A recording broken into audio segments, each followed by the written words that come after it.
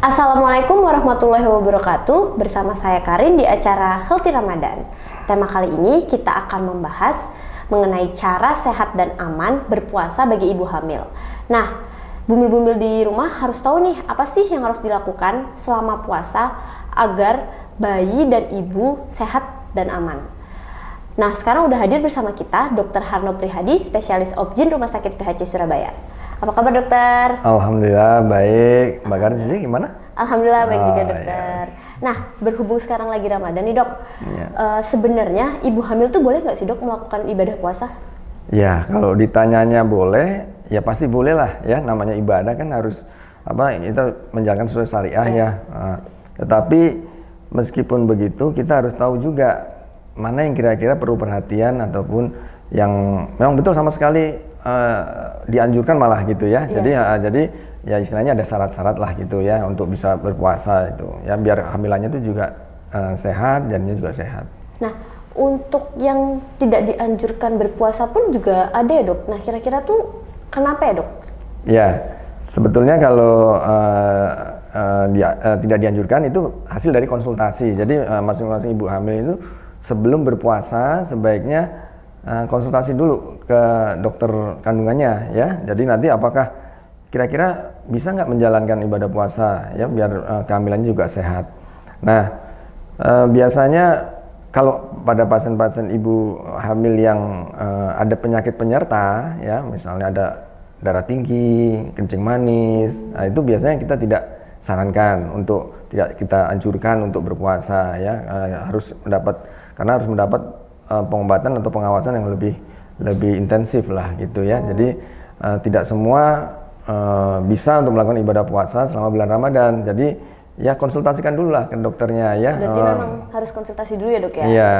Nah, kalau untuk yang diperbolehkan nih dok, itu kira-kira mempengaruhi kondisi janin nggak ya dok? Kayak semisalnya terhadap nutrisi janinnya atau kesehatan janinnya gitu dok? Ya, jadi ada yang kita kita perlu waspada lah, perhatian begitu ya.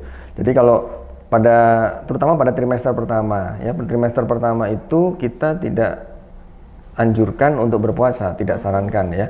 Karena di mana pada trimester pertama itu di mana masa-masa organogenesis ya, artinya masa-masa pertumbuhan awal dari janin itu perlu asupan nutrisi yang baik gitu ya. Jadi kita tidak anjurkan untuk berpuasa pada trimester awal, trimester 1 sampai 2. Yang bisa mungkin pada trimester ketiga ya, di mana organogenesis telah selesai sehingga untuk selanjutnya bisa untuk melakukan ibadah puasa. Jadi ada tahapannya lah ya, dimana yang kehamilan, dimana yang sangat penting, yang nutrisi itu betul-betul dibutuhkan, nah itu kita biasanya tidak anjurkan untuk berpuasa. Oh, berarti baru boleh tuh pada trimester 3 ya dok? Iya, pada trimester 3 ya, dimana kondisi janin sudah selesai masa pertumbuhannya, nah itu kita silakan gitu. Tapi memungkinkan juga nggak dok kalau misalnya pada usia trimester 3 nih ibunya nih juga nggak bisa puasa gitu dok? Maksudnya, oh ini nggak mungkin buat puasa? Iya, bisa kan, karena orang hamil itu kan tergantung kondisi ibunya sendiri ya. Jadi biasanya pada orang hamil itu kan mesti lapar ya, karena ada hamilnya ini lapar, kemudian ya haus juga gitu ya, karena kebutuhan cairan juga perlu gitu ya. Nah, jadi ya tidak usah dipaksakan. Jadi artinya apa? Silakan berpuasa, tapi kalau memang sudah, saya nggak kuat nih, ya sudah buka aja gitu kan. Kan memang sebetulnya kan kalau dari ya agama ya, dari agama kita itu kan agama Islam ini ya, terutama kan pada ibu hamil kan boleh tidak berpuasa ya, dengan membayar fidyah. Ya jadi artinya tidak usah memaksakan gitu ya. Jadi silakan aja berpuasa, tapi kalau memang udah merasa nggak kuat, haus nih dong, nggak kuat, ya silakan buka aja kan gitu. Oh gitu. Nah, sebenarnya nih dokter, ada nggak sih ketentuan khusus buat ibu hamil selama menjalani puasa itu dok? Ya, jadi yang utama adalah nutrisi ya. Nutrisi itu harus terpenuhi ya, jangan sampai berkurang ya, sampai kurang ya. Jadi nutrisi itu tidak boleh dikurangi selama bulan puasa. Artinya gini, misalnya makan 3 kali, selama puasa juga makan 3 kali. Nah, jadi artinya apa? Kita atur waktunya aja ya. Jadi misalnya kalau misalnya seperti hari biasa atau di luar bulan Ramadan, bulan puasa, kita makan misalnya pagi, siang, sore gitu ya. Nah, selama bulan puasa kita rubah gitu waktunya ya. Jadi buka puasa nanti kira-kira tengah malam sekitar jam 10 gitu ya. Kita melakukan makan lagi, kemudian sahur makan lagi. Minum susu juga gitu 2 kali ya. Jadi 2 gelas susu. Itu juga gitu diatur setelah buka kira-kira mungkin jam 8 gitu ya, minum susu. Nanti kita jam 10 jam 11 setelah makan yang tengah malam itu ya minum susu. Jadi tidak boleh dikurangi. Artinya biar nutrisi ini benar-benar tercukupi. Berarti harus sahur ya dok ya intinya? Oh harus dong, nggak boleh nggak sahur ya. Jadi harus sahur. Jadi pokoknya 3 kali lah ya. Jadi 3 kali mulai dari buka, nanti tengah malam. Nah yang tengah malam ini tidak perlu harus yang makan besar ya. Mungkin snack apa ya gitu ya, tambah susu ya. Jadi diisi pada waktu kira-kira mungkin sekitar jam 10 malam, jam 11 gitu. Berarti... nanti setelah itu sahur makan lagi gitu. Berarti harus nutrisinya terpenuhi ya sahabat PHC biar bisa melakukan puasa selama hamil.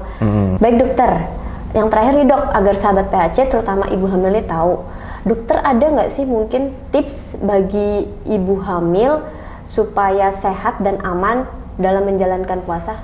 Ya.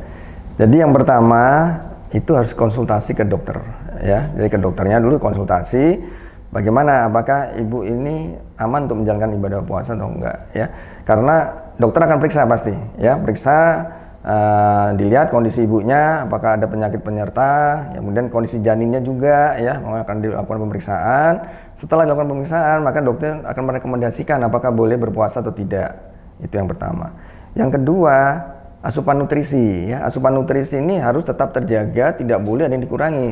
Ya, jadi jangan sampai seperti orang biasa gitu ya, bukan ibu hamil itu biasa puasa gitu ya. Jadi nggak bisa gitu ya. Jadi harus asupan nutrisi harus tetap ya, makan 3 kali tetap makan 3 kali seperti tadi ya saya sampaikan, tinggal waktunya kita rubah.